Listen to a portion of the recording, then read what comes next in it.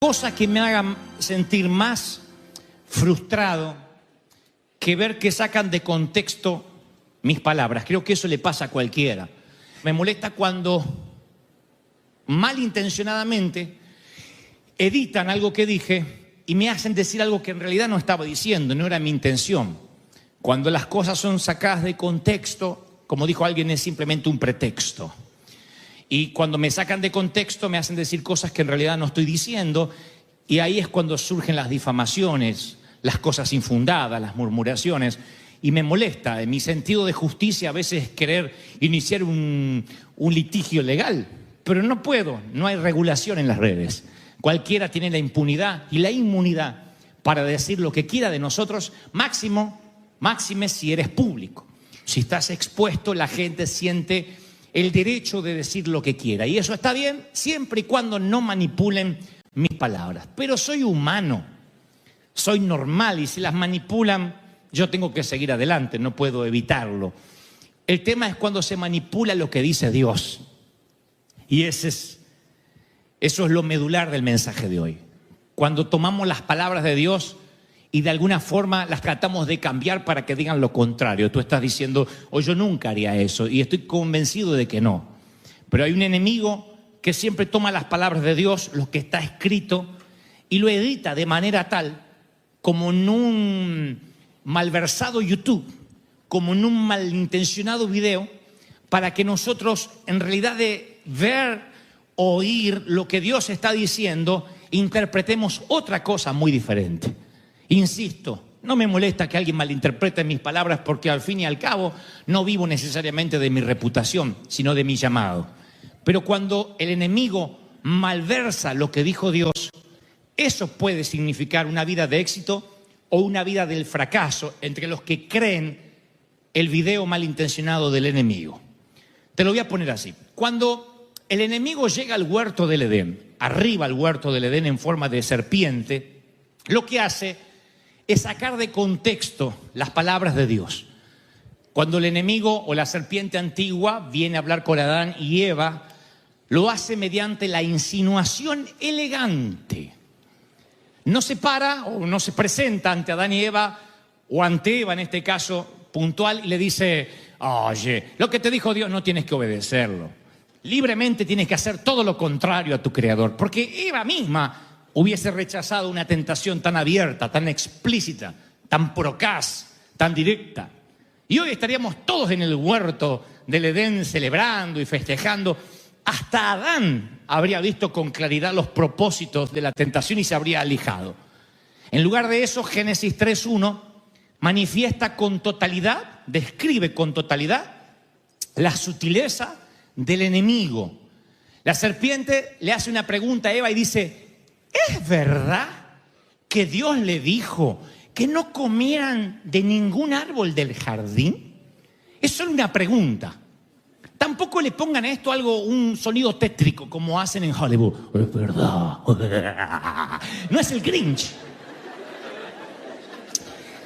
Tiene que acercarse con una voz caballerosa. A la serpiente le encanta que converses con él. Y una vez que comience la conversación va a ser muy difícil cortar.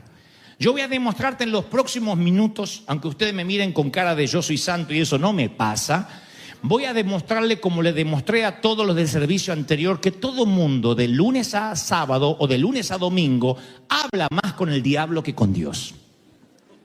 Aunque nos jactemos de decir yo soy un hombre y una mujer de oración, 98% de tu tiempo y el mío solemos hablar con la serpiente. Tú dirías, si yo hablara con la serpiente me daría cuenta, pero lo que trato de decir es que él se disfraza como ángel de luz y viene de una manera tan sutil que no te das cuenta. Casi todas las decisiones de nuestra vida que nos llevan por un mal camino es por cómo respondimos a la pregunta, ¿es verdad que Dios te dijo? O sea, no es tanto lo que te diga la serpiente, el enemigo, sino lo que responda. ¿Es verdad que Dios te dijo? Como Satanás no puede hacer que niegues las promesas de Dios, ni podría bajo ningún efecto hacer que sean desmentidas, Entonces sutilmente las pone entre signos de interrogación. ¿Es verdad? ¿Es cierto que Dios te dijo que vas a tener favor para con los jueces, con migraciones, y un día vas a ser legal? ¿Es verdad que te vas a sanar de ese cáncer? ¿Es cierto que algún día te vas a casar?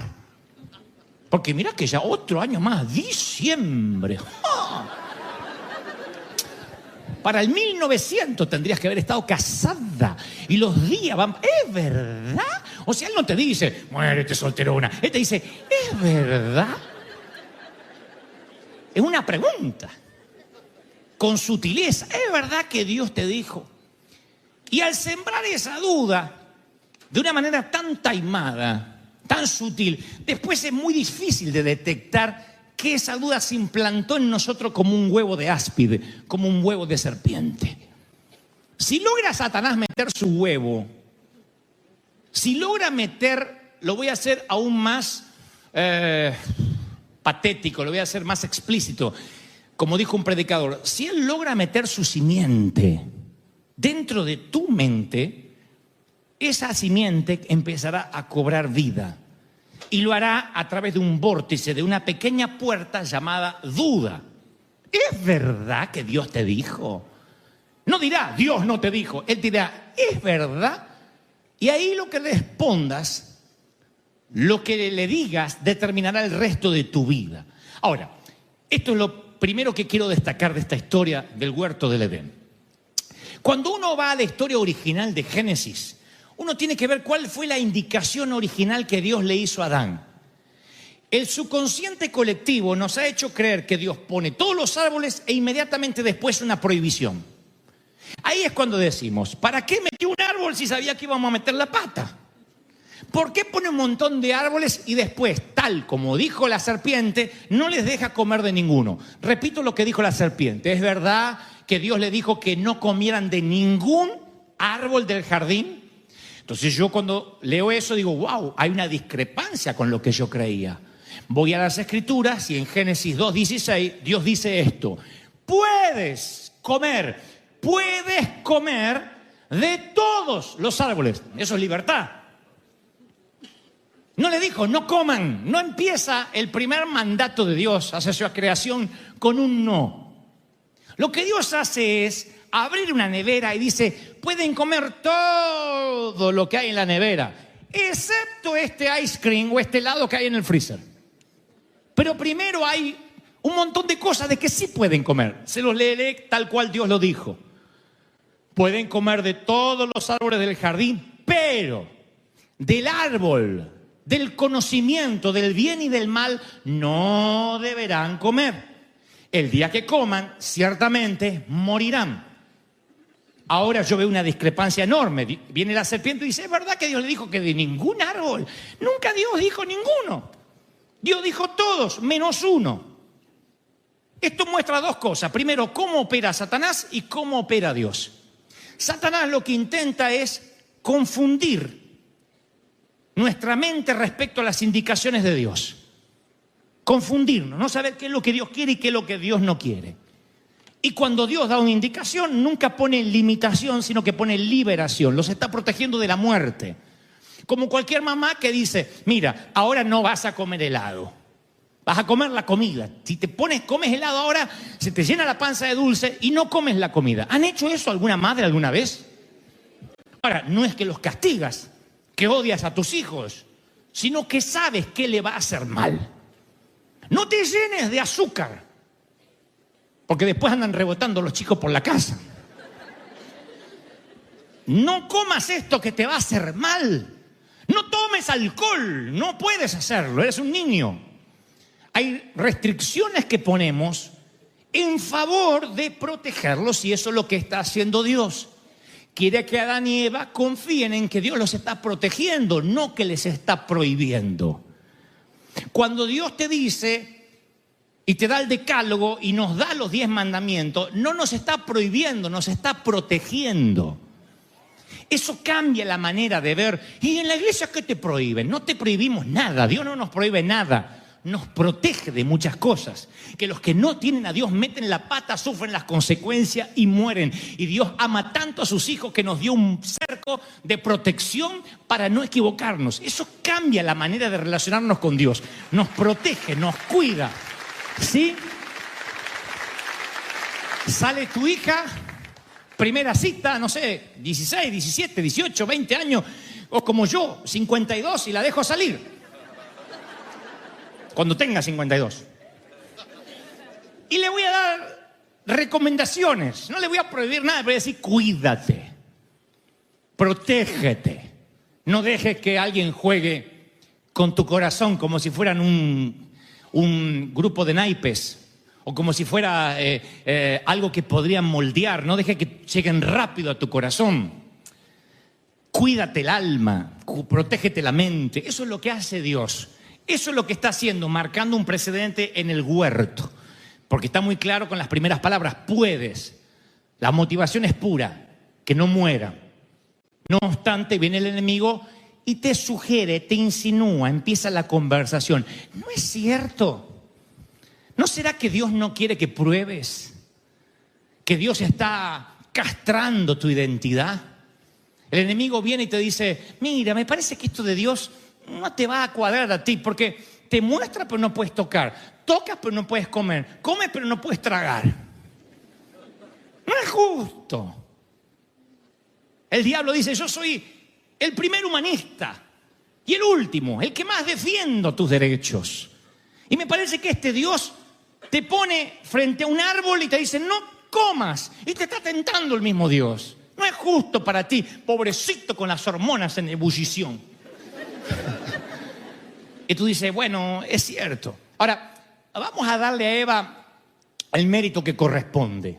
Ella le corrige a la serpiente. Le dice, no es tan así. No es que no puedo comer de ninguno, sino que dijo que de ese no podemos comer. Pero la corrección ya no sirve, porque ya Eva se metió en un lío peor, que es comenzar una plática con el enemigo. El enemigo es como un vendedor de multinivel. No hay que atenderle el teléfono. No estoy en contra del multinivel, pero yo conozco mucha gente que dice, ay, a mí eso no me interesa, y vienen con los paquetes así, pero me dijeron que me los dan en consignación. Y bueno, ahí está. Entonces el enemigo, si logra que atiendas el teléfono, está fregado. Ya te metió en un problema. Lo que trato de hacerte ver en este mensaje, conforme Dios me dijo que te diga, que no voy a darte armas de cómo discutir con el enemigo. No voy a darte estrategias de cómo cortarle la llamada. Yo te voy a alertar de lo siguiente: bórralo de tu lista de contactos, quítalo. En mi teléfono, cuando yo veo un número desconocido, tengo la premisa que no atiendo. Si no está en mi lista de contactos, no atiendo. Soy una persona semipública y puedo encontrarme con alguien desagradable del otro lado. Así que cuando alguien se pasa mi teléfono de uno al otro y veo un teléfono desconocido, no atiendo. Tú estarás pensando, tal vez te pierdas una gran oportunidad. Es posible que quizás sea Donald Trump de la Casa Blanca. Pero ¿qué tal si es alguien que quiere decirme algo hiriente? Un profeta que quiere decirme, un falso profeta que quiere decirme que me voy a morir. Alguien que me quiere decir que tengo que besar a mi suegra varias veces al día o algo más terrorífico que la muerte. ¿Qué tal si eso pasara? Entonces yo veo un teléfono desconocido y no lo atiendo. No está en mis contactos. Y antes que nos vayamos de aquí, yo quiero que busques en tu lista de contactos cómo tienes al enemigo. En la E de enemigo, en la D de diablo, en la S de serpiente. Y lo borremos. Porque apenas atiendes el teléfono, él te dirá, ¿es verdad que Dios te dijo? Y mi querido, una vez que nos penetre con, ¿es verdad que Dios te dijo? Que Dios te dijo, es poco probable que te liberes rápido de esa conversación sin que mínimamente sufras unos cuantos golpes. Cuando tú le abres la plática al enemigo, durante toda la semana habrás abierto una dimensión que no conocías y que es desconocida y que te meterá en problemas. Es un valle que no quieres pasar, que no quieres atravesar.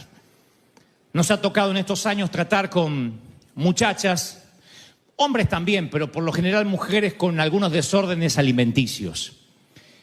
Yo recuerdo una en particular que comenzó sus batallas con los trastornos alimenticios cuando era casi un adolescente.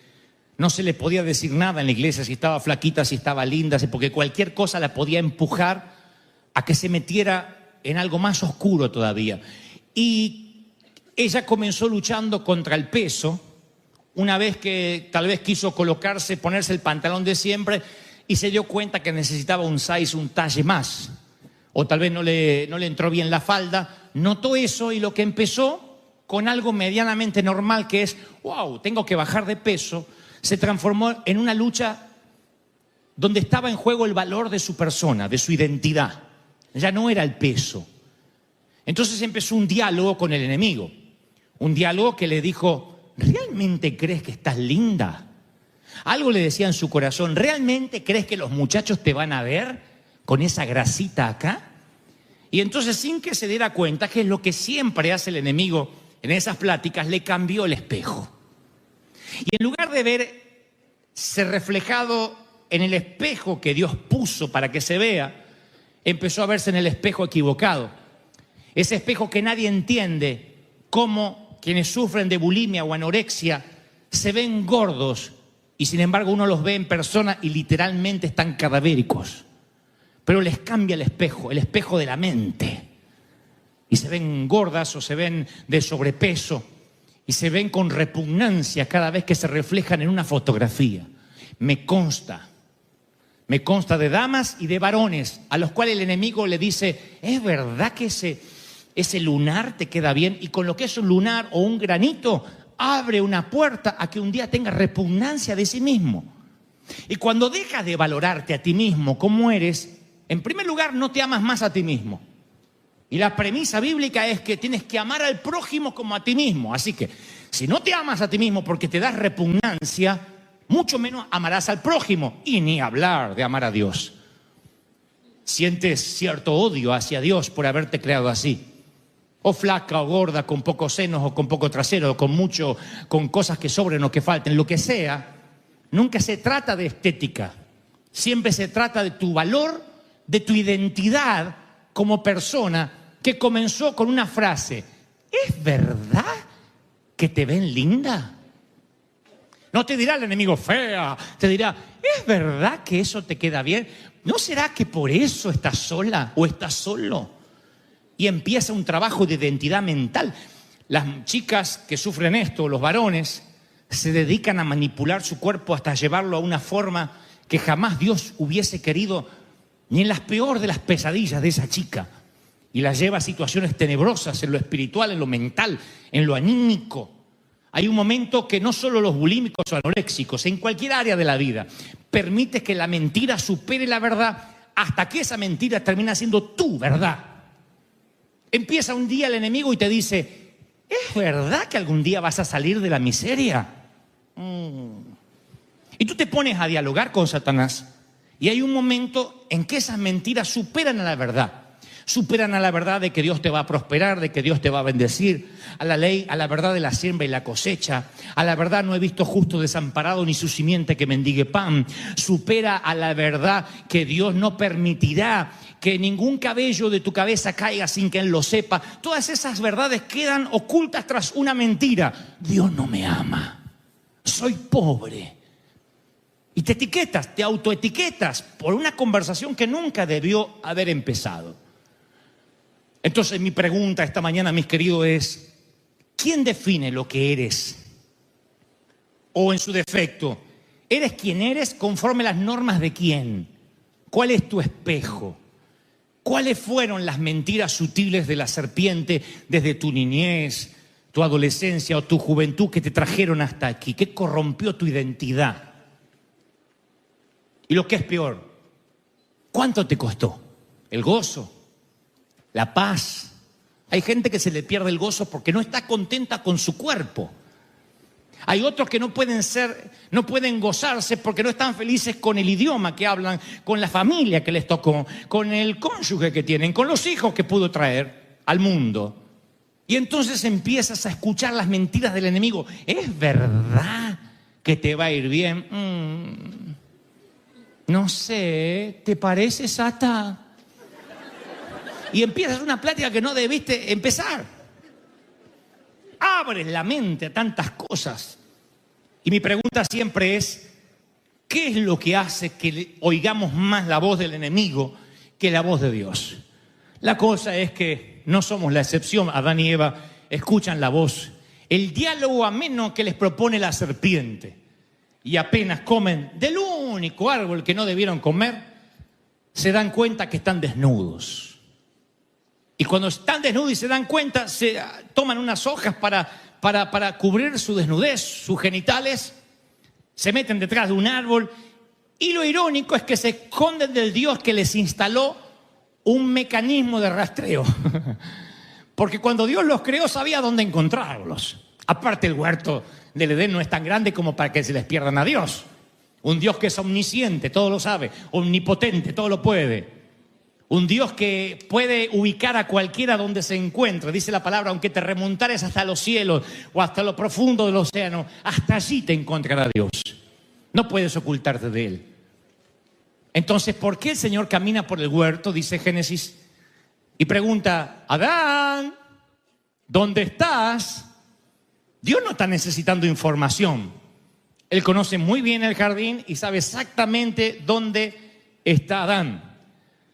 Pero es la misma pregunta que nos hace hoy a nosotros. ¿Dónde estás, dice Dios, con respecto a mí?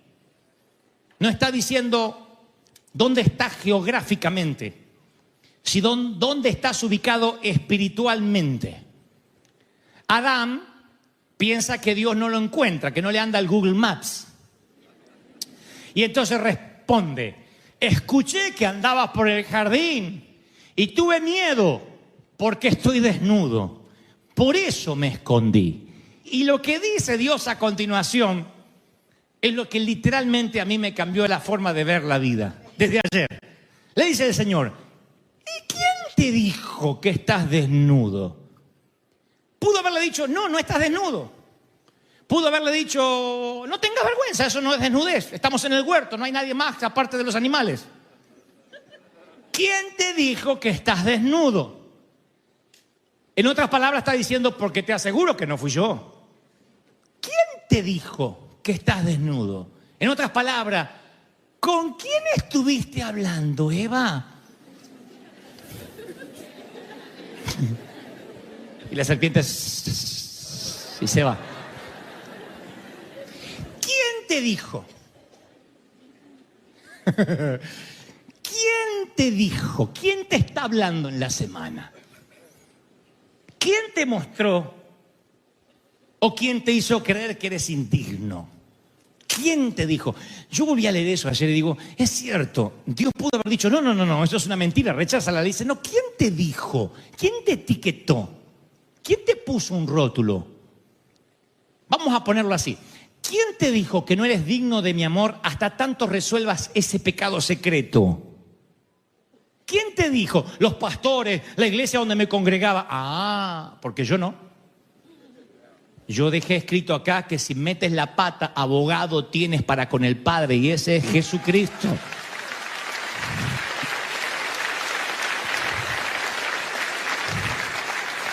¿Quién te ha dicho que yo ya no te voy a perdonar ningún pecado? Porque ya te los perdoné en la cruz y como volviste a meter la pata, ahora me hartaste y te quiero liquidar. Yo no te condené, no estás hablando conmigo. ¿Quién te ha dicho que tu aspecto exterior no es la belleza convencional y no le vas a gustar a nadie? ¿Quién te ha dicho? Bueno, las revistas de moda, me comparo con la Kardashian y parece que salí de un tambo. ¿Quién te lo dijo? ¿Quién te lo dijo? ¿Quién? La revista de moda. Ah, porque yo no.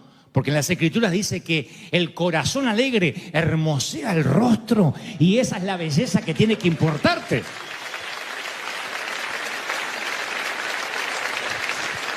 ¿Quién te ha dicho que las habilidades y los dones que tiene no sirven para causar ningún impacto? Bueno, mi mamá, las calificaciones de la universidad, nací pa' burro. Ah, te lo habrá dicho el rector, el profesor, pero yo no. Porque las Escrituras dicen que yo tomo lo que no es para que sea y tomo los niños para avergonzar a los sabios. Y aunque nadie crea en ti, yo sí he puesto mi confianza en ti. ¿Quién te ha dicho que estás desnudo? ¿Quién te ha dicho que cuando hablas hartas? Que cuando hablas la gente está esperando que te calles. Ay, otra vez este parlanchín. Ay, este mitotero que habla. ¿Quién te lo ha dicho? ¿Quién? No, me lo dijo tantas veces, me lo dice mi marido. Cállate, cállate, una cotorra. Bueno, tu marido, yo no. Yo he puesto gracia en ti. Y te he dicho que no tengas miedo por lo que vas a hablar, porque el Espíritu Santo pondrá palabras en tu boca. Así que no sé con quién estás hablando. Entonces hay un momento donde empiezas a desafiar las dudas, las disfunciones, las inseguridades, las desafías cuando descubres lo que Dios está diciendo en realidad. Pero si no sabes lo que Dios dice en realidad, tu mentira se transformará en la verdad. Si desconoces la verdad, cualquier mentira será tu verdad. Y te sentirás feo, fea, flaca, gorda, inculto, indocumentado, divorciada, separado, dejado, traicionado, lo que sea. El enemigo te pondrá muchas etiquetas diciendo, ¿quién te dijo que eres feliz? Entonces tú tienes que volver a encontrarte con la verdad una y otra vez para que la mentira no se te pegue, porque la estupidez se pega. La mentira se pega principalmente si tomas café con ella todas las mañanas. Si desayunas con el diablo, almuerzas con él y cenas con la serpiente antes de irte a acostar. Porque eso es lo que hacen algunos. Bueno, Sata, un beso, me voy a dormir.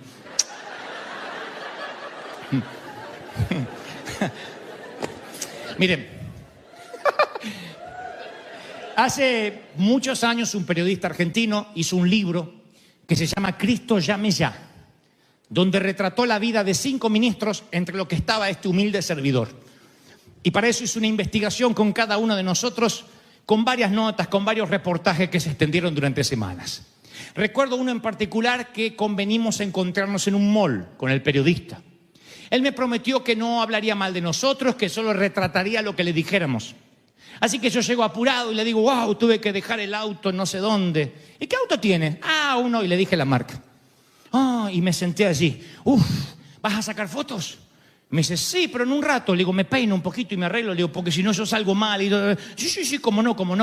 Qué lindo perfume, hueles bien. Sí, es que uso tal perfume, no sé qué. Sí, pero no me gusta, me pongo un poquito porque es la costumbre. Bueno, empezamos a grabar, hizo rec.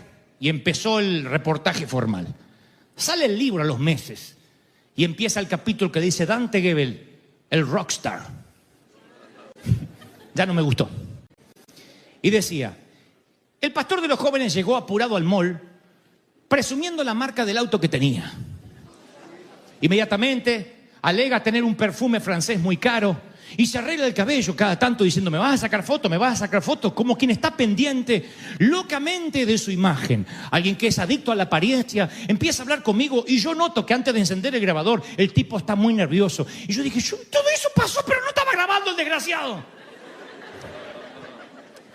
Y me hizo quedar como un imbécil. Posiblemente lo era en ese entonces, pero me hizo quedar peor. Y entonces yo le digo, llamo al periodista, le digo, ¿por qué pusiste eso? Y me dijo, te daré una lección que quiero que no olvides. No existe con un periodista el off the record. El periodista ya está tomando nota de todo lo que pasa desde que le atiendes el teléfono para arreglar la cita. Lo mismo valga para el enemigo de tu vida. El enemigo te preguntará buscando lo que quiere oír. ¿Es verdad que Dios te va a bendecir? Ay, no sé. Y te agarró la duda. Segundo, buscará un título. Se te va a hacer difícil conseguir trabajo sin papel. ¿Quién te va a pagar solo en cash? Y te puso el título, indocumentado. Te levantas a la mañana, soy un indocumentado. Como las Kardashian, pero soy indocumentado. Y lo tercero, no existe el off the record. No hay un momento donde dices, Satanás no me escuchará. Todo lo que hablas, él lo escucha. Tienes que cuidar tus palabras. Él no puede saber lo que piensas. No es omnisciente, pero puede oírte. Puede leer tu lenguaje corporal. Puede ver tus movimientos. No existe el off the record. Por eso Jesús dijo, miren que Él anda como león rugiente buscando a quien devorar. ¿Eso significa que vives en constante peligro? Claro que no. Significa que Él está esperando que te descuides solo un momento. Él solo necesita un minuto de distracción. Solo un minuto de tu distracción y que digas, ay, no sé lo que dijo Dios. Con tan solo dudes, abres un vórtice a un panorama que no quieres vivir. Como un mal periodista o un periodista malintencionado, porque hay de los buenos.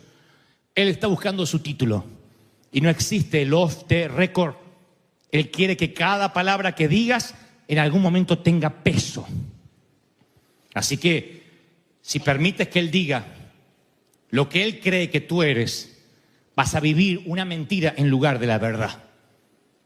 Cada vez que la serpiente viene a tentarte, lo único que te va a sostener es el escrito está.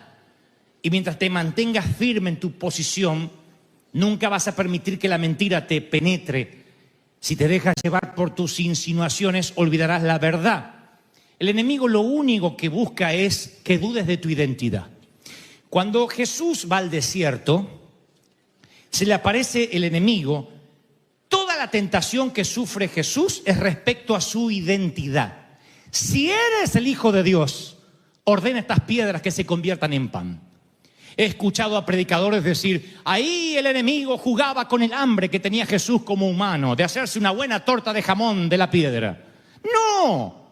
La tentación estaba antes que la torta de jamón probable o la piedra. Era, si eres el Hijo de Dios. Si eres el Hijo de Dios, arrójate del pináculo más alto y, como dice la palabra en los Salmos, enviará a los ángeles para que te sostengan. Si eres el Hijo de Dios. ¿Se dan cuenta? Satanás no ha cambiado su modus operandi. Satanás no es creativo, no cambia nunca su estrategia. Siempre está diciendo, si Dios te ama, si eres el Hijo de Dios, si realmente crees que eres importante, haz esto o lo otro. Él hace que dudes de tu identidad.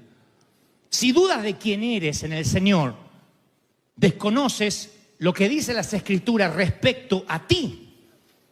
Jesús respondió una y otra vez a Satanás, escrito está. Escrito está, no solo de pan vivirá el hombre, sino de toda palabra que salga de la boca de Dios. Escrito está, no te entrarás al Señor tu Dios. Escrito está.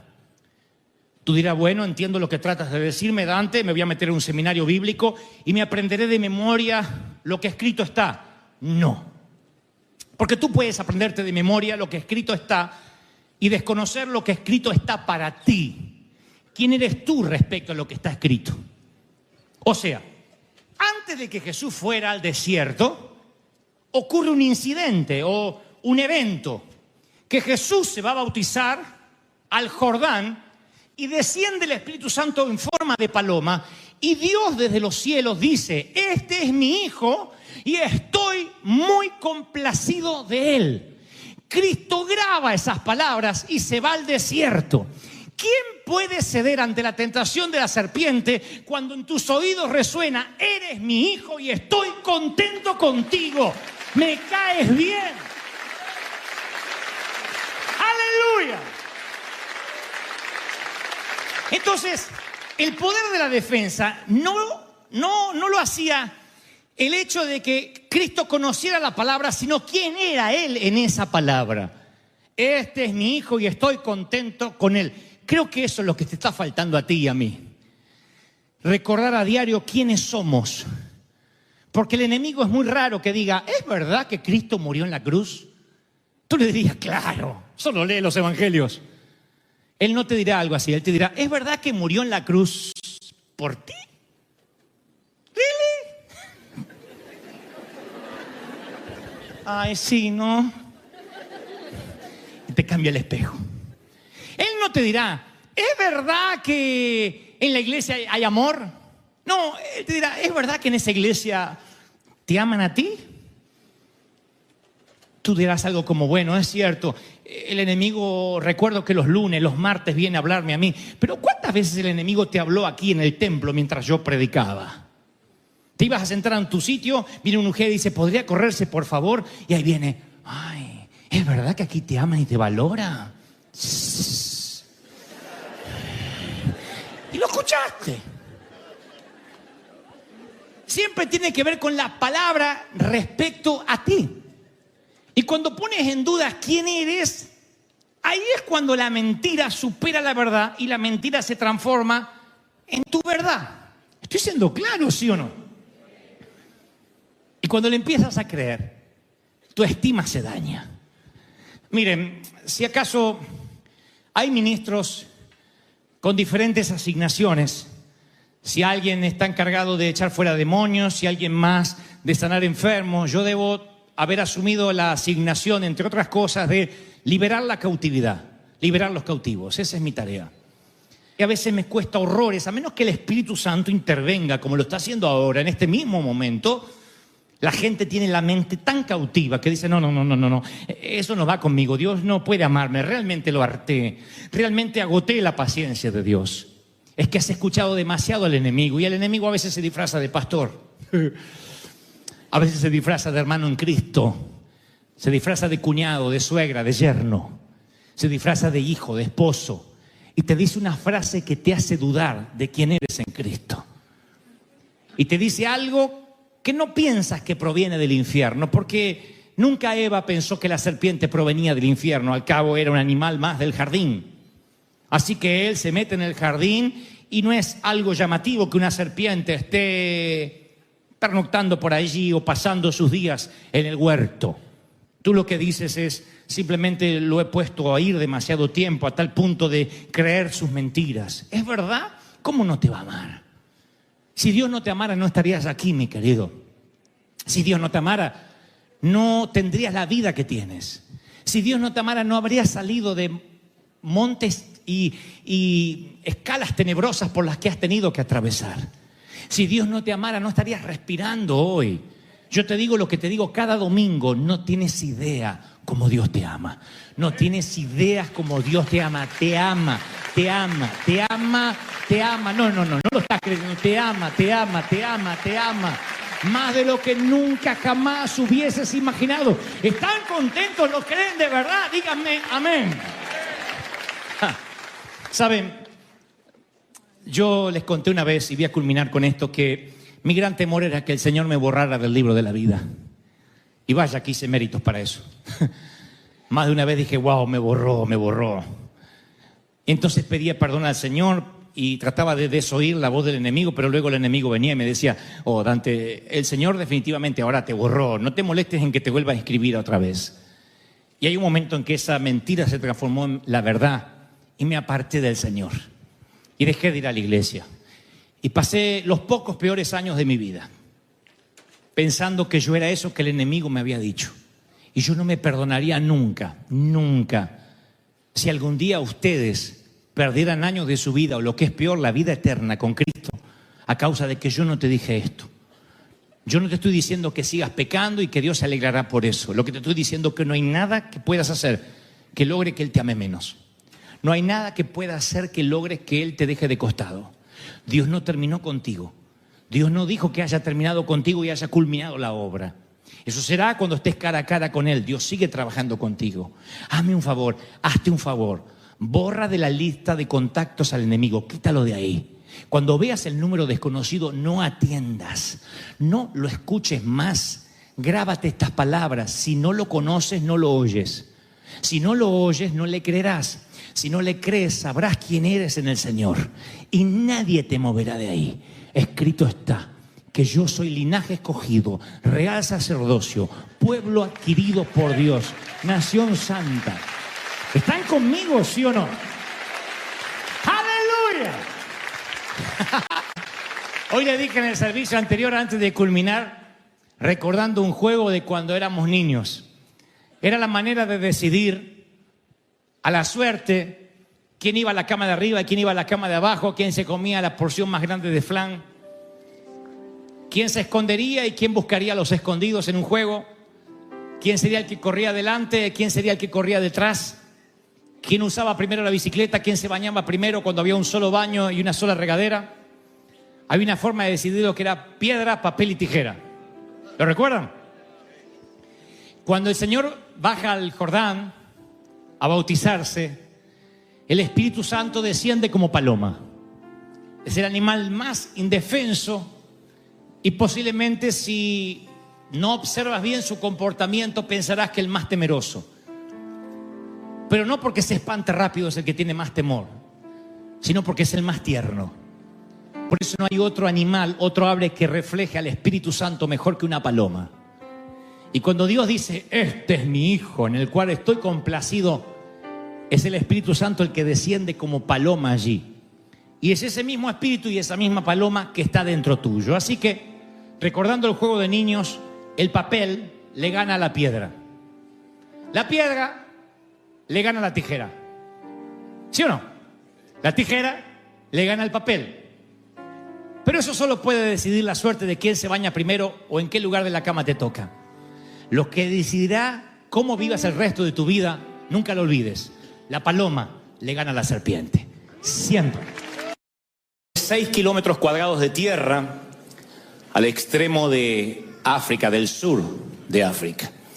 Y durante siglos este sitio ha servido para alojar una prisión, un leprosario, un manicomio y una base naval. 4 cosas interesantes. La base naval, el manicomio, el leprosario, pero es la prisión la que hizo célebre a esta isla perdida en algún lugar del mundo. Lo que hizo significante a este sitio es que fue el hogar de uno de los prisioneros políticos más famosos de la historia, Nelson Mandela. Y para los que no lo saben, porque puede haber alguno que no conozca a este héroe, Mandela se opuso a la segregación racial del gobierno. El gobierno entonces estaba diseñado para darle privilegios a la minoría blanca. Mire qué locura, los blancos eran una minoría. Sin embargo, había una segregación racial y querían disminuir los derechos de la población de la gente de color, de la gente negra. Entonces decían que había autobuses para blancos, playas para blancos, hospitales para blancos, y obviamente los que ellos llamaban los negros, de manera despectiva, no podían postularse para cargos públicos y no podían vivir en vecindarios de blancos. El apartheid legalizaba el racismo y era realmente atroz. Y entonces Mandela recibió su educación en los mejores colegios cuando niño, hijo de madre cristiana, criado con valores cristianos, y a mediados de los años 50 Mandela era una amenaza. Se le decía que era la esperanza de la cultura negra, la esperanza, una suerte de Martin Luther King de allí de África. Pero en 1962, por un tecnicismo fiscal y legal, lo mandaron a la cárcel, de manera injusta obviamente, y durante los siguientes 27 años, señoras y señores, pasó su vida tras las rejas. Casi 3 décadas, encarcelado injustamente. Y cuando uno piensa que pasó casi 30 años tras las rejas, uno se pregunta cómo puede ser que la estadía en la cárcel puede llegar a ser un plan de Dios. ¿Cómo puede ser que esto, en lugar de exaltar, exacerbar lo mejor de Mandela, no sacó su peor versión? ¿Podría venir algo bueno de encarcelar a un hombre inocente? Cuando vemos esta historia, yo pienso en Mandela mirando durante 27 años, que claro, cuando uno lo dice así, dice, bueno, 27 años no es tanto en una vida de un hombre tan mayor, pero hay acá personas de 27 años, de 30, es toda una vida. Toda una vida viviendo lo que estás viviendo de un modo diferente a tal cual lo conocías. Perder la libertad, pienso que es una de las cosas más espantosas que nos puede ocurrir. Yo decía en el servicio anterior que la libertad, salvando las distancias, es muy similar a la salud. Cuando uno la va perdiendo o la está perdiendo, recién la empieza a valorar. Uno no dice, doy gracias a Dios porque hoy estoy sano, porque mis pulmones funcionan bien, porque mis riñones están bien. Uno no da gracias por eso. Pero cuando de pronto tienes que hacerte diálisis o tienes que pasar por temporadas en camas de hospital, en camas de hierro, con sueros intravenosos, con respiración asistida, empiezas a valorar la salud. Uno no la da por sentada. La salud la damos por sentado, a menos que tengas una salud frágil. La mayoría damos por sentado la salud, el tener voz, el poder hablar. Le digo siempre al Señor que no quisiera algún día, aunque sea muy viejito, tener Alzheimer, porque mi mamá lo tuvo. Me veo como un hombre formulando preguntas de la nada o recordando solo algunos episodios fragmentados y me da pavor. Entonces, una de las cosas que yo no doy por sentado es la mente. Yo trabajo con la mente, como decía recién Zapata, somos la reserva intelectual de Latinoamérica y para un sistema cognitivo intelectual uno debe tener la mente en perfectas condiciones. Perderla me aterra. Perder la libertad me aterra más aún, porque la libertad también la damos por sentado. Pero un día, de manera justa o injusta, te dicen en qué horario vas a comer, qué vas a comer, cuándo te vas a levantar, cuándo te vas a acostar. Deciden por tu vida qué vas a vestir, cuál es la última ropa que te vas a poner. Y ahí uno se da cuenta que esas cosas nimias, esas cosas triviales como ¿dónde vamos a comer hoy? ¿Nos tomamos algo por allá? ¿Salimos al cine? Son lujos que no vas a volver a tener si te privan de la libertad. Mandela tuvo que aprender a convivir con esa soledad, con el infortunio de estar entre rejas por 27 años. Pero la pregunta es, ¿podría haber una estrategia mayor del creador detrás de una temporada tras las rejas? Mi pregunta es, sin esa prisión, sin esas casi 3 décadas, ¿se habría forjado este líder intelectual, refinado, cultivado? Cuando yo veo todo el mosaico de la vida de Mandela, cuando yo veo toda su vida de una manera en perspectiva, yo digo, es indudable que ese sufrimiento fue parte de su formación, de su carácter. Si el maestro estaba obrando algo extraordinario en Mandela y para eso permite que este caballero pierda su libertad tras las rejas, a mí me lleva a otra pregunta, casi por carácter transitivo, es, ¿no será que este también puede ser un modus operandi de Dios para muchos de nosotros? No estoy deseando que pases una temporada en la cárcel, pero digo, ¿no será que hay momentos en la oscuridad que debemos atravesar? Valles de sombra y de lágrimas que los pastores, los ministros solemos subestimar o minimizar diciendo, no diga eso, no lo confiese. ¿No será que parte de la formación de Dios en el carácter de cada uno de nosotros tenga que ver con situaciones que no son del todo gratas, no son del todo felices?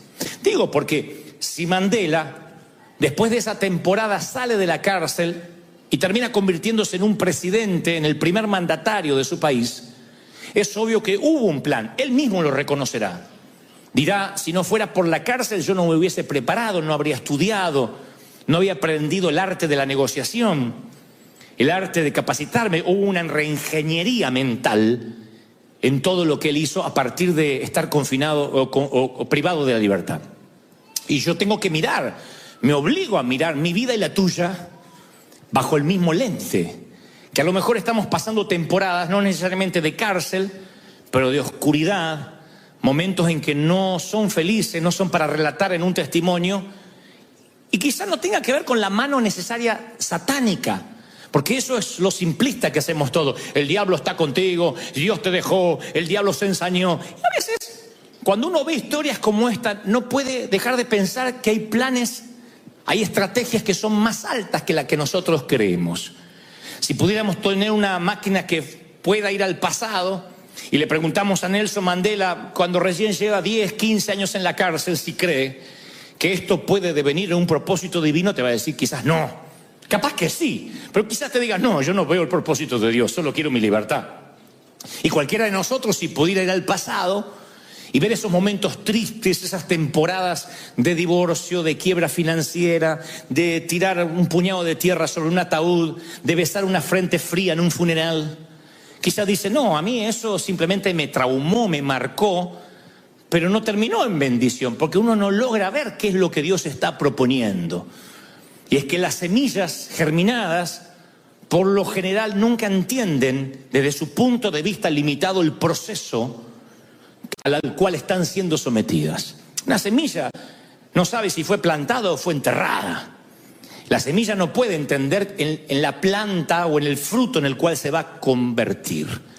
Entonces yo preguntaba hoy y reformulo, ¿y si todo lo que nos tocó pasar, y si todo lo que te tocó pasar, en lugar de ser la parte oscura, el peor capítulo de tu existencia, fuera parte de un propósito para cultivar ese hombre o esa mujer que eres hoy? Nosotros decimos, no, Dios me hizo nueva criatura, yo llegué al Señor y las aguas del bautismo quedó el pasado, quedó el ex marido, flotó la suegra, quedó todo ahí. ¿Y si Dios A lo mejor todo ese proceso, si bien fuimos perdonados, en términos escriturales, todas las cosas son hechas nuevas, pero ¿y si todo ese proceso de pronto devino en lo que hoy somos? Porque uno lucha contra la soberanía de Dios porque no nos gusta dónde nos coloca su proceso. Dios empieza a procesarnos y entonces yo siempre digo, donde te encontró el Señor, no siempre está cerca donde va a plantarte. Él te suele trasplantar, no suele cambiar de lugar, de entorno, de cultura, de maneras de pensar, de paradigmas. Donde Dios te encontró no siempre es igual a donde Dios te va a plantar. Y en ese trasplante, en ese cambio, uno empieza a sufrir. Porque pensamos que estamos como marionetas al azar, como que estamos sin rumbo. Y sin embargo Dios nos está plantando. Y esta fusión cuesta tiempo. Este cambio cuesta tiempo porque uno se acostumbra a lo cómodo y a lo familiar. Y cuando empezamos a ver alrededor y no vemos un entorno reconocible, cuando Dios nos empieza a mudar, entonces uno empieza a sentirse la ansiedad de que dice, ¿por qué Dios me quitó de la zona cómoda, de la zona del confort? Decía en el servicio anterior que alguna vez leí de un libro del doctor David Cho que contaba la experiencia de las águilas, y dicho sea de paso, después lo vi en un documental, que las águilas, cuando hacen su nido, la mamá águila la hace con espinos. Y encima luego coloca todo un colchoncito de barro, de paja, para que los pichones no sientan los espinos. Y uno al ver la madre poner espinos y después el colchón encima, no entiende cuál es el propósito. Pero la mamá águila sabe que habrá un momento en que la comodidad de los pichones va a primar por encima del riesgo. Y entonces cuando los pichones ya tienen alas para volar, ella los empuja. Se ve en el documental que con el pico les dice, ustedes pueden volar, no son gallinas. Pero los pichones se parecen mucho a nuestros hijos.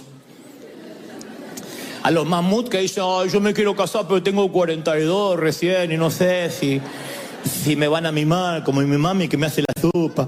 Entonces, reciban esta palabra del corazón, espino debajo del colchón, espino en los calzones, en algún momento sale... liquidado. Entonces, bueno, pone espinos, la mamá. Y ustedes van a ver que los empuja, prueba 2 días de empujarlos. Y algunos no se quieren mover, algunos sí saltan al riesgo. Cuando la madre ve que la mayoría está acostumbrado al entorno, porque es maravilloso acostumbrarse al entorno, que te alimenten. Hay iglesias que son raquíticas allí, donde la mamá viene o el papá viene, el apóstol viene y le pone el gusanito en la boca. Entonces lo único que hace en la iglesia todos los amigos es... Y le pone el gusanito, dígale acá a su lado, repita esto, dígale al apóstol, voltea hacia atrás. Dice, por eso yo dije en el servicio anterior y vuelvo a repetir, si piensan que yo les voy a dar el gusanito, tu abuela, estás perdido conmigo. Vas a crecer, vas a madurar y vas a depender de Dios y vas a saber que Él es tu ayudador, tu cuidador y el que te hace crecer. Yo no le pongo gusanitos en la boca a nadie, porque tienes que aprender a comer solo. Bueno, la madre águila sabe esto y sabe que la zona del confort produce atrofia. Y lo que no se usa se atrofia. Si no vas al gimnasio, te atrofia los músculos. ¿Sabías eso? Si tomas mucha cerveza, se te atrofia la panza. Si no lees, te atrofia el cerebro.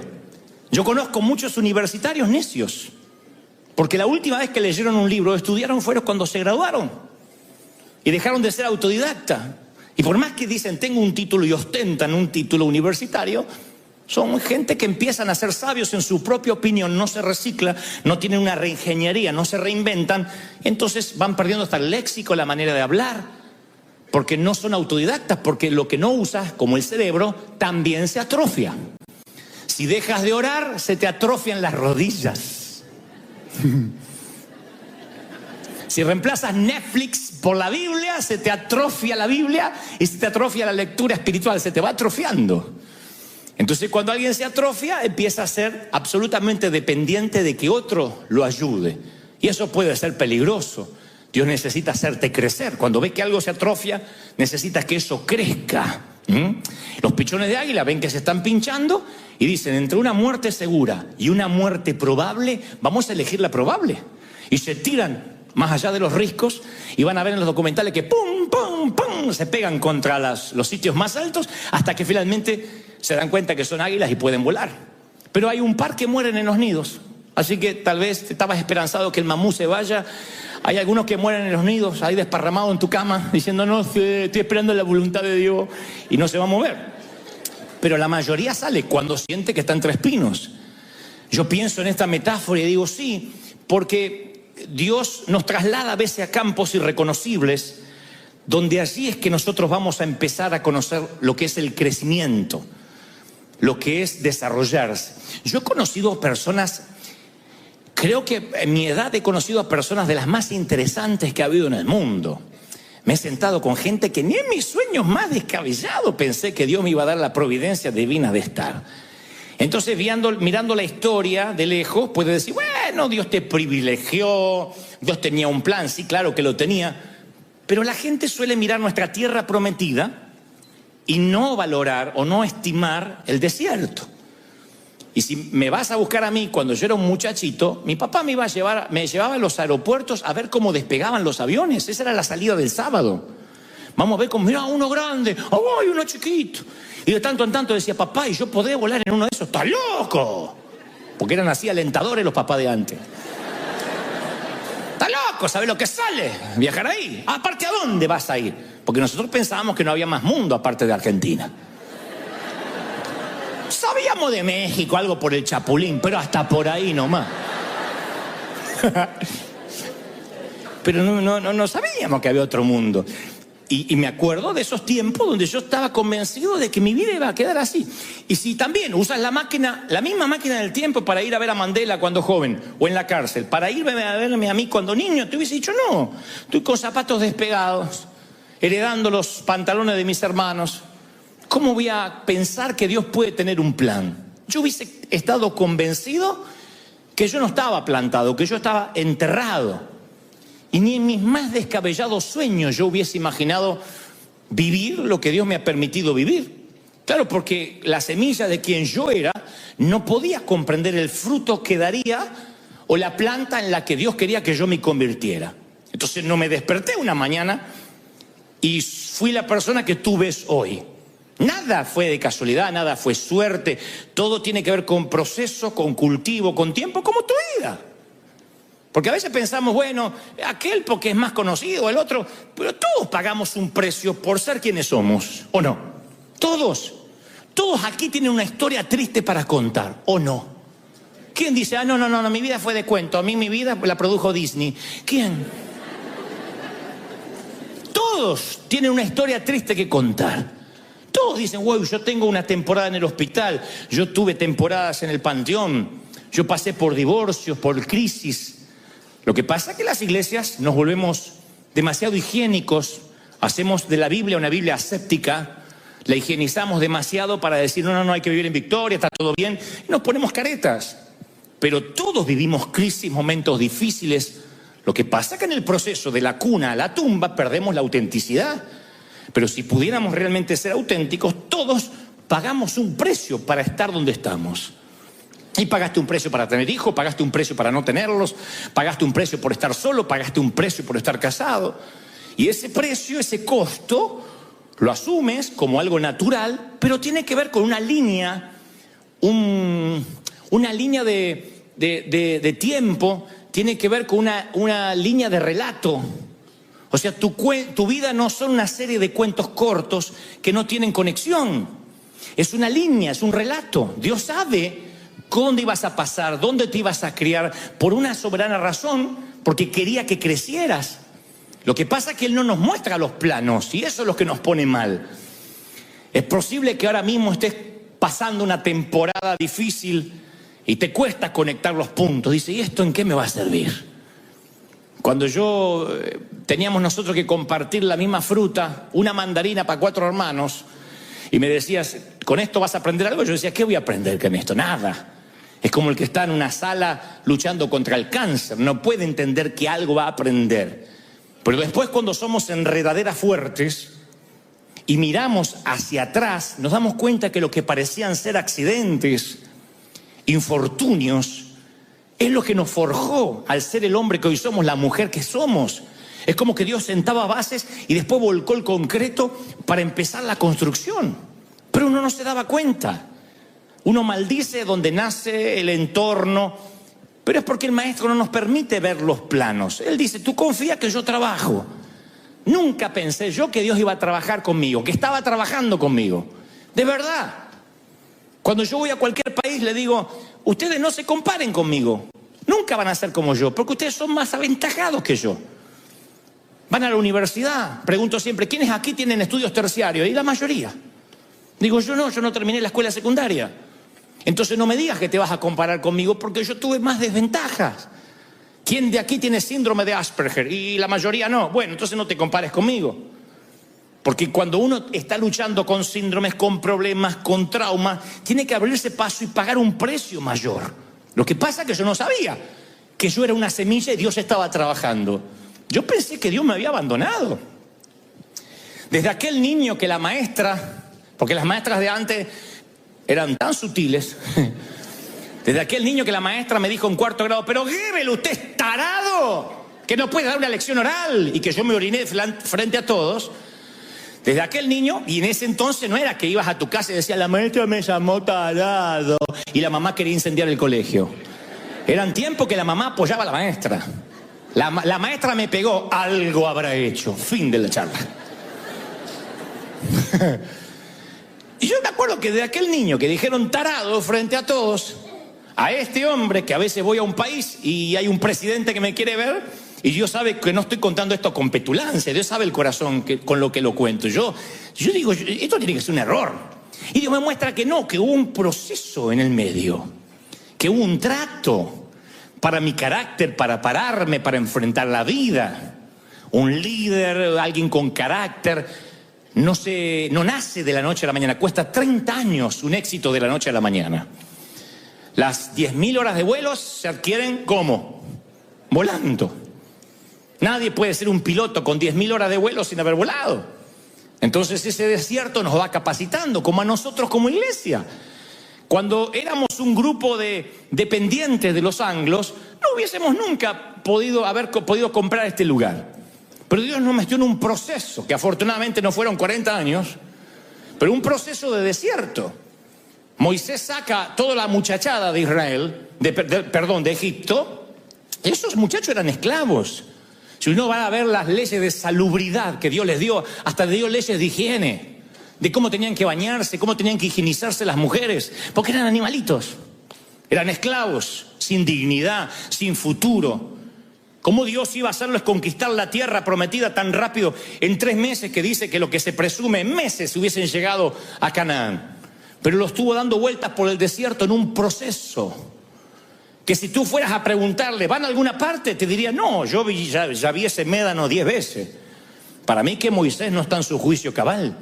Pero cómo Dios transforma esclavos en soldados sin pasarlos por el crisol. Los transforma de la misma manera que transforma Mandela, 27 años en la prisión en la isla Robben, para que sea ese hombre que después el mundo conoció. Lo que pasa es que cuando uno está en el proceso no sabe que está haciendo historia. Yo siempre digo que la vida es un trayecto de 3 días. El día de la cruz, el día que uno está en la tumba, muerto, y el día de la resurrección. El día 1 uno lo reconoce, el día 3 también. El día 2 uno nunca sabe que lo está viviendo. Cuando estás muerto y te cierran la piedra, uno no se da cuenta que es parte de un relato. Uno dice, ya está, me morí, se terminó. Me divorcié, me separé, me dejaron. Vino la suegra a vivir conmigo. Uno dice, es mi muerte para siempre. Uno no sabe que está en un relato. Pero Dios dice, confía que yo estoy trabajando. Y hay momentos que Dios ve que nos empezamos a atrofiar. Los creyentes nos atrofiamos. Los ministros nos atrofiamos. Empezamos a repetirnos a nosotros mismos. Dejamos de crecer. Y cuando uno deja de crecer, Dios tiene que enviar nutrientes para que crezcamos. Él sabe que a través de la muerte viene la vida, entonces el labrador tiene que mandar fertilizante. Por eso yo le puse a este mensaje un título para que no te lo olvides.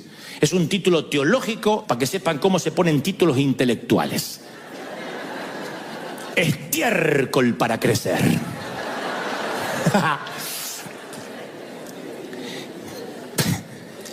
Porque el labrador, cuando dice no está creciendo, le pone estiércol para que pueda crecer. Y el estiércol apesta. Es maloliente, no hay estiércol francés. No. Pero ese estiércol es porque cuando hay comodidad y hay ciclos de estancamiento, él interrumpe nuestra conveniencia, nuestra comodidad y dice, hay algo que se está atrofiando y necesita crecer. Tengo base bíblica. En la parábola sobre la higuera, que no daba fruto por 3 años, dice la Biblia que el dueño de la viña buscó fruto durante 3 largos años y nunca había fruto. Y al no encontrar ningún fruto, le ordena a su jardinero, a su labrador, dice, mira, cortame este árbol que no sirve. Y noten esto, porque esto está en las Escrituras, tiene un significado, no es una mera anécdota o una metáfora, simplemente por ponerla. El labrador dice, Señor, déjela todavía este año. 3 años la habían esperado. Déjela este año hasta que yo cabe alrededor de ella. Y ahí se nos escapa el detalle. Y la abone. ¿Saben lo que es el abono? Estiércol, fertilizante. Y si diere fruto, bien. Y si no, la cortamos. Lucas 13:8. El abono tiene nitrógeno, fósforo y potasio. Y la única manera en que crezca es cuando empiezas a oler mal. Cuando la vida se pone densa. Cuando la vida se pone cloacal. Y notas un aumento en la cantidad de estiércol, de problemas. Tienes que prestar mucha atención. No tienes que decir, ay, ¿qué me pasó ahora? Significa que hay un plan de Dios. Algo que tienes que saber que es parte de una temporada. Salomón divide la vida en 28 temporadas. Sin embargo, pareciera que los predicadores nos olvidamos del tiempo de llorar, del tiempo de arrancar. Hay tiempo de celebrar y parece que no, esto es de menos nivel. Y es como que editamos, censuramos lo que dijo Salomón. Como cuando censuramos que dijo, en el mundo tendréis aflicción. Como cuando censuramos que para ambos constructores de casas vienen las tormentas, para el que edifica sobre la roca y el que edifica sobre la arena. Es como que censuramos esas partes porque no, hay que darle victoria a la gente, repita conmigo, pero están ahí. Esos temas van a venir, esos problemas van a venir, el estiércol va a venir, es parte, es una señal de Dios que Él ve algo estancado, atrofiado, y entonces aplica una cantidad extra de excremento, porque los problemas son como vitaminas, como nutriente que te forman. Las pruebas te estimulan a crecer. Hagan memoria. Uno no es la misma persona después de pasar por una enfermedad que pudo haber sido terminal. Me consta, aquí hay damas que decían, yo me hacía problema por todo, hacía planteos y escándalo por un vaso sucio en casa. Un día tuvo que luchar contra el cáncer de seno, se sanó y ya no se preocupa. Ya las preocupaciones como el vaso sucio vuelan por fuera de su radar. Y no es que se hizo una persona necesariamente más buena, ordenó sus prioridades. Dijo, cuando estaba en el hospital y sabía que iba a ver a mis hijos por última vez, me importaba un cuerno el vaso sucio. ¿De qué te sirve una sala ordenada, un sillón impecable, cuando te estás muriendo en una cama de hierro en el hospital? Se ordenan las prioridades cuando de pronto el excremento te hace valorar lo que antes no valorabas. Mandela diría, nunca yo habría sido un autodidacta, alguien que leyó, alguien que se preparó, si no hubiese pasado por esas etapas de la cárcel, esas etapas de soledad, de la segregación aún dentro de la prisión. Entonces hay cosas que nos tienen que pasar para que nuestro carácter empiece a formarse. Y yo voy a contar una historia que escuché cuando niño. Lo voy a hacer de la forma más fina posible para la iglesia, versión iglesia. Que un pajarito, sus compañeros migraron para el Ecuador y él se quedó en las zonas frías de Alaska. Y entonces, como se olvidó de emigrar, el invierno lo tomó de sorpresa e intentando volar sus alas congelaron y el pajarito cayó a tierra completamente congelado, consciente pero congelado. Cuando estaba tirado en el piso, ahí dijo, ¿qué otra cosa peor me pudiera pasar? Y una vaca que estaba pastando y rumiando. Pasó y hizo, plop. Defecó encima del pajarito. Y ahora el pajarito dijo, sí, estoy fregado. Lo congelado me lo aguantaba, pero esto es perder la dignidad. Y en medio del olor, de pronto se da cuenta que el excremento no es tan malo. Porque el excremento, por su tibieza, descongela el pajarito.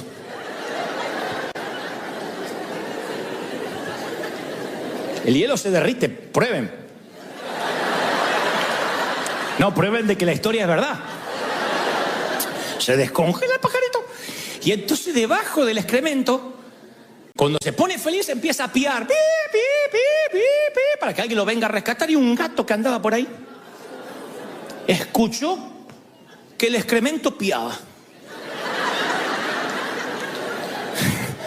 Se acerca y con las patitas empieza a quitar lo feo, lo horrible, lo apestoso. Y el pajarito dice: por fin alguien que me va a ayudar a salir de esto.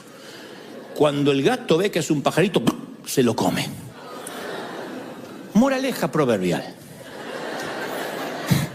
no todo el que te defeca es tu enemigo, y no todo el que te saca de ahí es tu amigo. ¿Eh?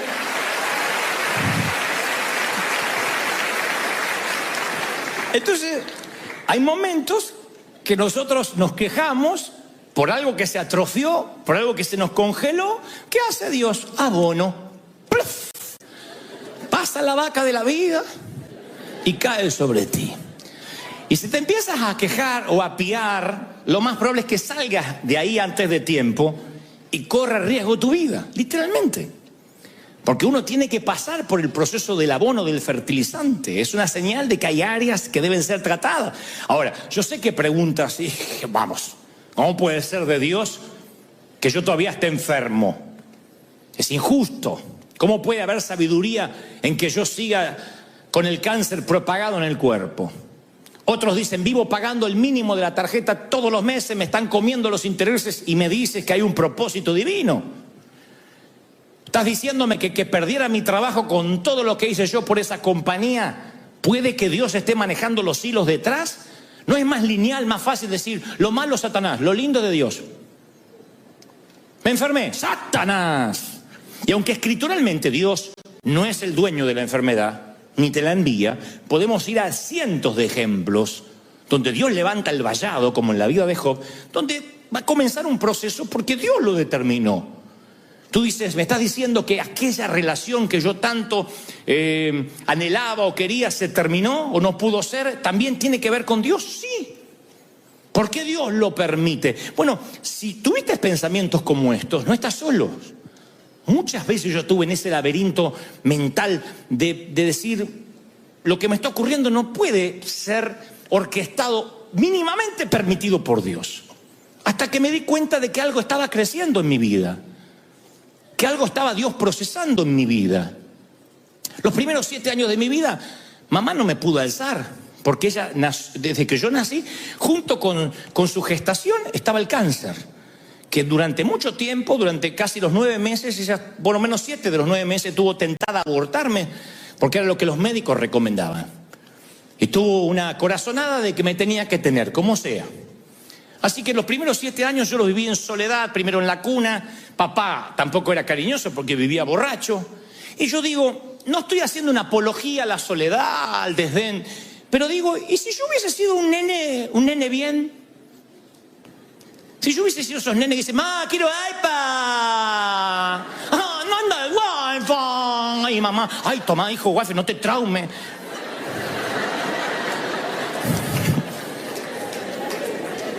Vieron que hay madres así, ¡ay, la clave para el nene, la clave! ¡Que el nene está llorando! Hacen los nenes. Yo capaz que hubiese sido esa clase de gente que de adulto cree que el mundo le debe algo. Cree que Dios le debe algo. No piden, exigen, hacen pactos con Dios. Pacté por tal cosa. ¿Quién cuerno eres para pactar? Es alguien que de chiquito corrió, le trajeron el iPad, quiero el celular nuevo. El mocoso no hay para comer, pero él tiene el celular nuevo. Que acá no pasa esto, afortunadamente. Todos esos padres vienen en el primer servicio. Pero imagínate. Yo digo siempre, tal vez yo no fuera el hombre que soy. No digo que soy un hombre excepcional, pero yo me acostumbré a viajar liviano, a no ser desagradecido. El por favor y el gracias forman parte de mi estilo de vida. Tenga empleados o no, o subalternos o no, el por favor y el gracias se me inculcó, porque las cosas había que pedirlas por favor. La madre te hacía comer lo que había. Siempre me decía, vas a comer la polenta, porque hay nenes en África que no tienen. Unas ganas de mandar por FedEx la polenta a África.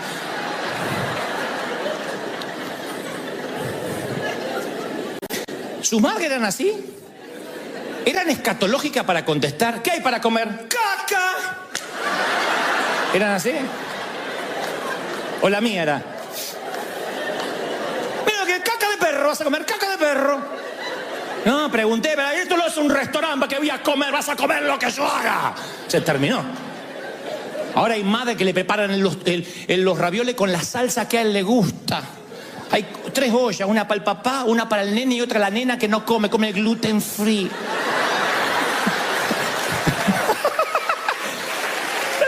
¿O no? Y las madres sabían esto del excremento, porque decía, caca vas a comer, porque así uno crecía. Y no es que te daban excremento, pero es la manera de decir, no preguntes más. Vas a comer lo que hay para comer. Punto, se acabó. Y creo que mucho de esta generación, que valoramos, que respetamos, y tenemos muchos defectos, por supuesto. Estoy hablando de aquellas cualidades que son inherentes a nosotros, son por esas...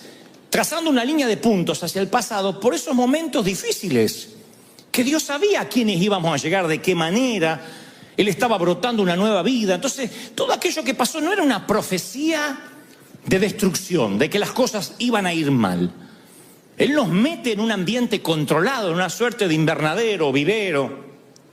El Padre te trasplanta, invierte tiempo y nunca va a dar la vuelta y abandonarte.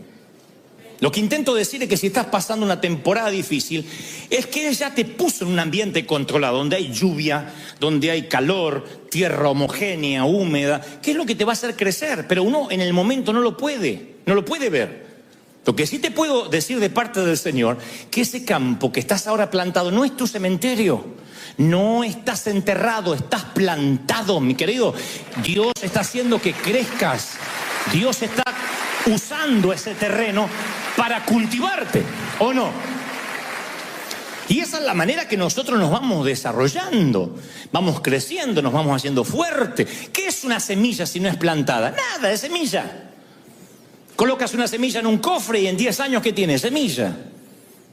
Ahí es cuando uno entiende lo que Jesús dijo. Les aseguro que si el grano de tierra no cae en tierra y muere, el grano de trigo, no cae en tierra y muere, se queda solo. Pero si muere, produce mucho fruto. Ahí uno empieza a cambiar la mentalidad y dice, yo no tengo que huir de todo lo que me pasó. No huyas. Yo sé que el Evangelio nos ha dicho, deja el pasado atrás. Bueno, en términos de resentimiento, de dolor está bien. Pero tu background es tu background, tu vida es tu vida. Este hombre, esta mujer que eres, fue aquel niño de carencias, de hogares, de falta de cariño, de falta de abrazo. Por alguna razón Dios te mantuvo en un ambiente controlado para que seas esta persona. Y no estoy redimiendo tu dolor, no estoy diciendo, bueno, no importa el dolor, o en su defecto minimizándolo. Yo sé que hay mujeres aquí que fueron abusadas cuando niñas y no hay manera de vestir eso con un cuento. Porque cuando te roban lo más preciado que tienes, que es la inocencia, te cambian la vida tal como la conocías. Así que no te estoy diciendo agradece que fuiste abusada, porque sería una falacia, una locura de mi parte. Lo que digo es que aún así había un ambiente controlado. ¿Pero por qué Dios lo permitió? No puedo decir por qué permitió Dios 27 años de cárcel de Mandela. Porque hay cosas que pasan. Yo sé que hay nutrientes que tienen que ver con nuestra formación.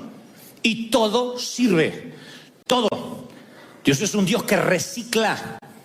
Dios es un Dios que no tira nada. Dios es un Dios que dice, yo voy a usar aún las malas experiencias del pasado para que en tu presente seas canal de bendición, para que sepas cómo ayudar, cómo bendecir. ¿O no? Para que entiendas. Mira si no pudiéramos nosotros entender la pobreza, no ayudaríamos.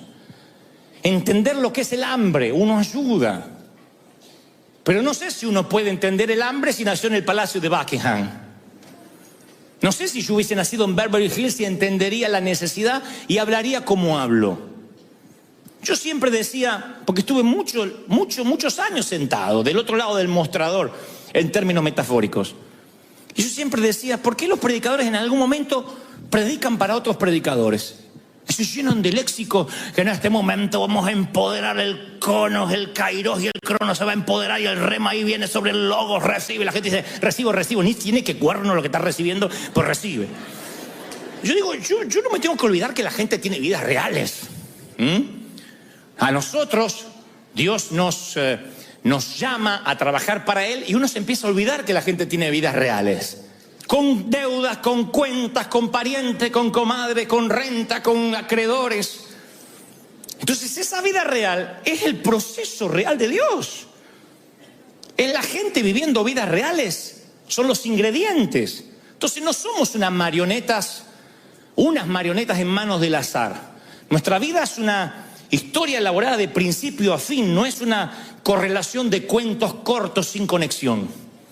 Bueno, el tiempo que me divorcié, el tiempo que me volví a casar, el tiempo que me despidieron. No.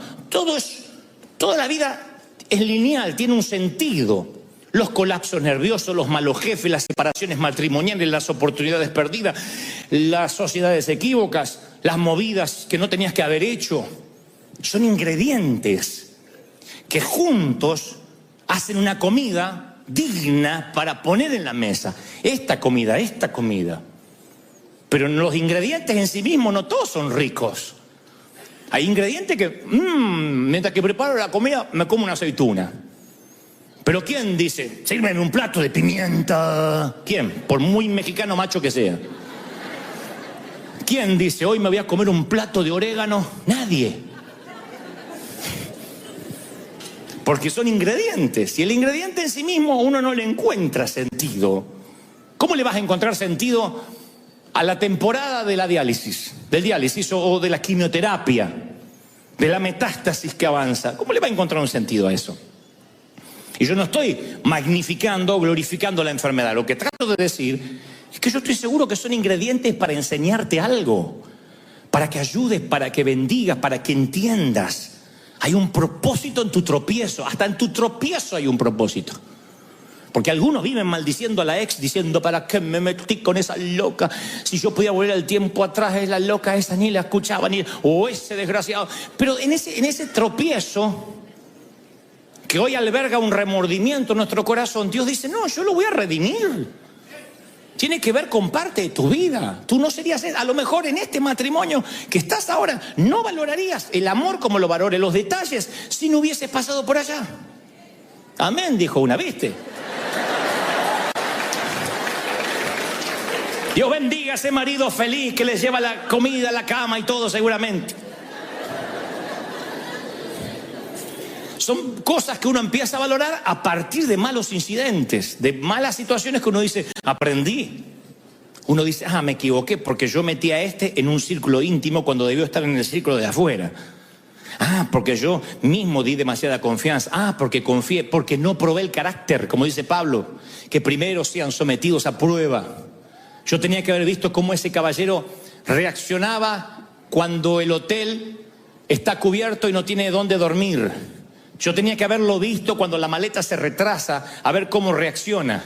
Yo tenía que haberlo visto reaccionar ante situaciones cotidianas y ahí haber probado su carácter para después no entregarle una responsabilidad más grande y darme cuenta que tenía un carácter putrefacto.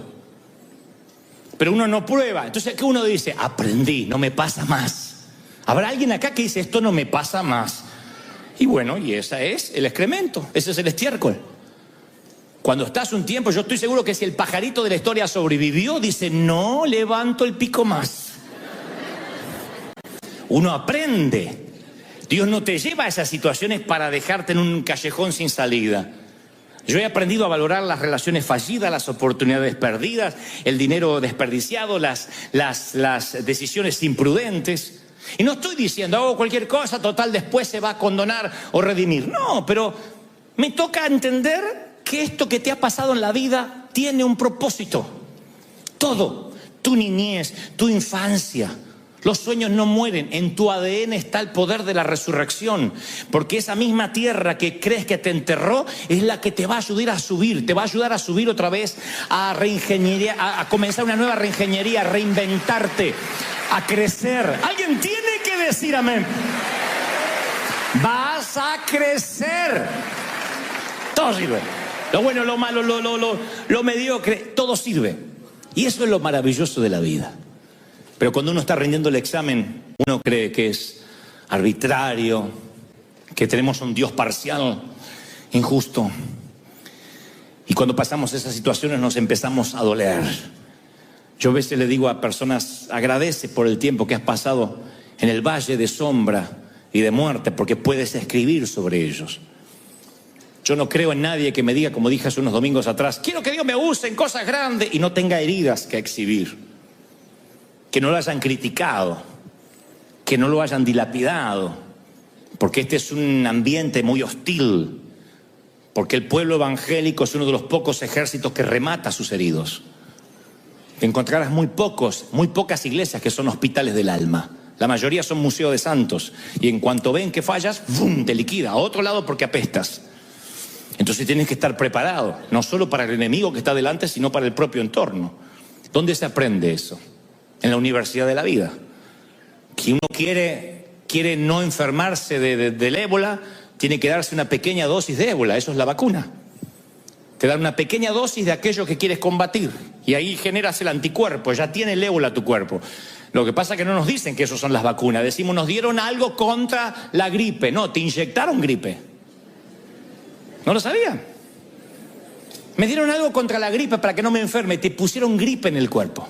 Una pequeña dosis de gripe para que las defensas suban y no estés propenso a enfermarte gravemente. Entonces, cuando alguien quiere ser curado del rechazo, ¿qué hace Dios? Excremento para que te rechacen. Ay, que Dios me ayude en la baja estima. Van a venir y te van a decir, ay, qué gorda que estás, se te cayó el trasero, me parece.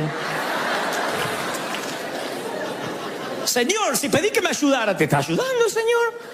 Para que diga, mucha honra, tengo este trasero y no te importe. Trasero caído con seguridad vale más que trasero levantado con una mujer insegura. Anoten para los proverbios.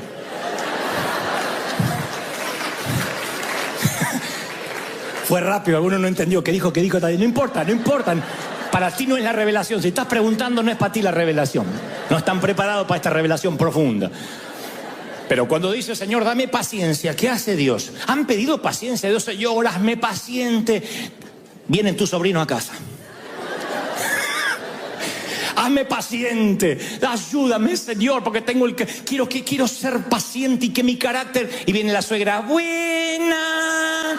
Dios lo manda, no Satanás, y lo que pediste. Dosis de ébola. Dosis de lo que quieres combatir. Eso es excremento. Abono, te hace crecer, te fortalece, hace que seas fuerte. Y Dios se lo toma tan en serio.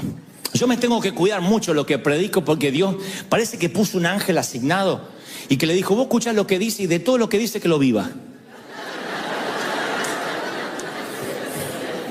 Entonces, termino una conferencia y se me da por hablar que la paciencia, porque Dios nos hace paciente. Y si tú eres paciente, porque la vida pasa una sola vez, valora los detallitos, no estés apurado. Hay un ángel que dice, bueno, listo, mañana operación hispano en migraciones. Y el otro día voy con la maleta y me tocan esos que estresarían a un monje tibetano marihuanero. ¡ay!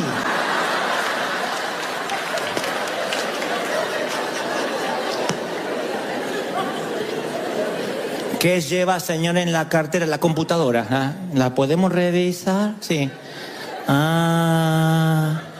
Sáquese el cinturón. Ya me lo saqué. Bueno, puede volver a pasar con una paz y el avión que se está yendo. Digo, ¿de verdad tengo cara de narco? ¿De verdad? ¿De verdad? Abra la computadora. ¿La puede prender? Y cuando la voy a prender dice, espéreme, y se va a hablar a otro lado así con una paz. Yo digo, Señor, ¿por qué? ¿De verdad moriste en la cruz por ella? ¿De verdad?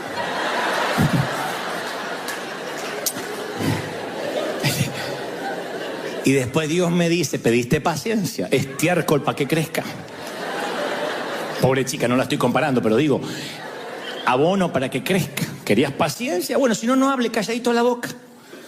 Entonces, cuando tú le estás pidiendo algo al Señor, viene la prueba, viene la crisis y tiene que ver con eso que Dios quiere formar. Bueno, a Mandela lo confinaron a una celda de 2 por 2 metros, con una ventana que daba al patio. Estaba leyendo que tenía una mesa, un balde para lavarse y afeitarse, una manta, una silla.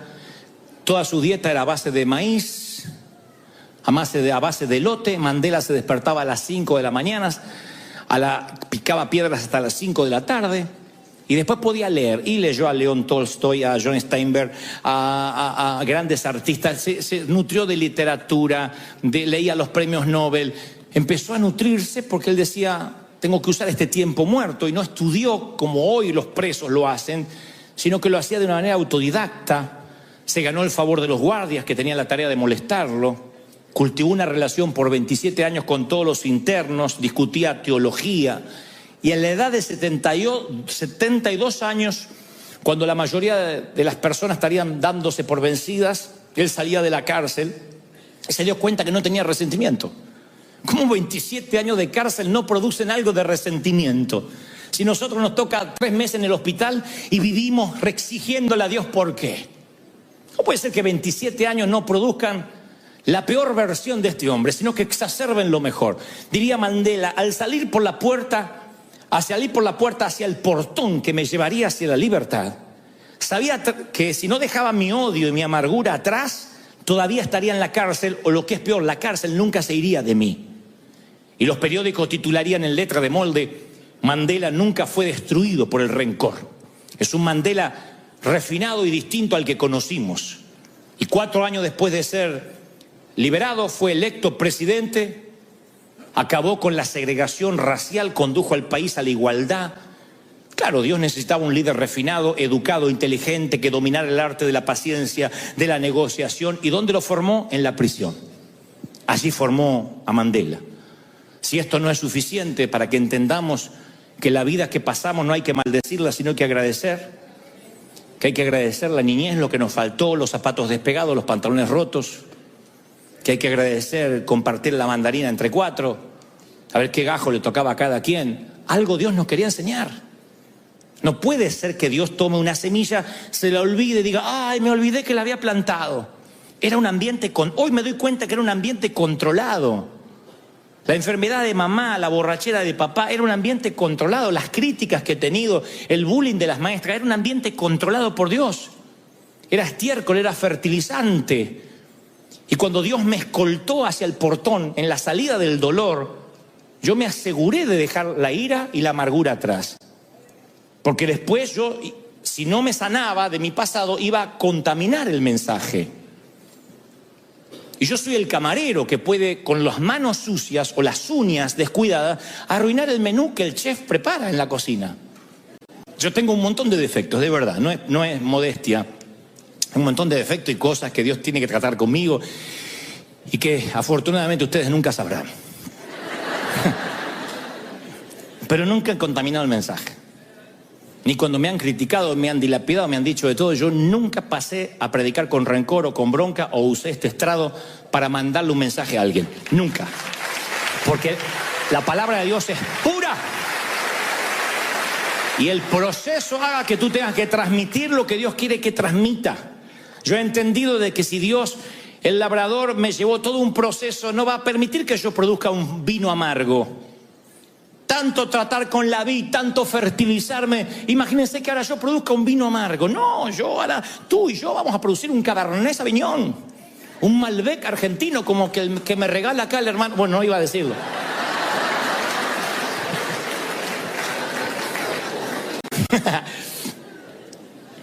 Y ese vino es producido por el labrador, por la siembra, por la cosecha, por el abono, por los surcos que se abren. Mi querido, yo no estoy diciendo que te vayas hoy pensando, bueno, entonces redimo mi dolor. No, pero yo quiero que cierres la etapa del dolor con agradecimiento. Eso es lo que quiero que hagas hoy. Que bendigas el tiempo del divorcio. Yo sé que fueron momentos amargos de la corte y que cualquier pastor te dirá, deje eso atrás, ya está. Pero si no le pusiste un moño y lo cerraste, eso te va a seguir toda la vida. Y va a afectar tu pareja. Y va a afectar a tus hijos. Los vas a contaminar, los vas a pervertir. Recuerden que pervertir a los hijos es desviar del uso natural. Y pervertirlos, ensuciarlos, que tu padre que me abandonó, que tu padre es un sinvergüenza, que andaba con las mujeres. Por hacer eso es porque no cerraste una etapa. Dios te permitió eso por alguna razón. Dios permitió el cementerio, Dios permitió la enfermedad. Hay razones. Yo estuve un día detenido, no 27 años, un día, injustamente. Fue las peores 24 horas de mi vida. Pero yo digo, si yo no hubiese estado detenido ese día, yo todavía sería un gerente de ventas. Un simple gerente de ventas ganando una fortuna. Sería tan pobre que lo único que tendría es dinero. Y Dios dijo, no, a este tipo lo tengo que procesar. ¡Pac! Y me procesó. Era la manera en que yo tenía que entender que Él quería ponerme abono. Y ese abono olió espantoso. Un día me quise escapar del Señor. De adolescente me escapé, dije, no me encuentran más. Me fui a vivir, le dije a mi papá, ni te voy a decir dónde estoy para que si te vienen a preguntar no sepas. Y me escapé. Tenía un departamentito chiquitito. Y de pronto me estoy bañando así. Me resbalo en la bañera. Me pego en la columna contra la bañera. Era el dolor y yo supe que me había quebrado. Porque el dolor se me puso blanco todo, se me puso blanco, perdí. Y entonces, así como estaba, que no me pude ni envolver en la toalla. Quiten la imagen mental ahora, pero tampoco había mucho para ver, pero bueno.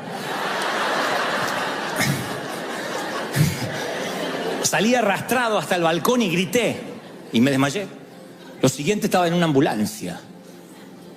Y cuando estaba ahí en el hospital, lejos de mi familia, lejos de todo, yo supe que Dios me estaba enviando estiércol para que creciera. Si no, yo iba a ser el típico tipo que escapa de todo, que huye. Y Dios quería ser un hombre de mí que enfrente. Y entonces Dios me dijo, vas a tener que aprender. Al que ama, disciplina. Cerco de espinos, Gomer. Dios te empieza a cerrar. La historia de Oseas y Gomer es que Dios lleva a la mujer que vuelve a sus antiguos amantes, la cerca para que regrese otra vez a su esposo. Dios va a usar los métodos que tenga que utilizar para que tú regreses a casa, a sus brazos, para que vuelvas a creer. Entonces yo no quiero que maldigas más tu pasado, que agradezcas. Naciste en Guatemala, en El Salvador, en Colombia, en Dominicana, en una zona de cordones de emergencia. Agradece, por eso eres esa clase de persona. Por eso valoras, por eso no tiras comida. Por eso no eres el típico nene de mamá que quiere que le lleven el gusanito en la boca. Porque te criaste, te forjaste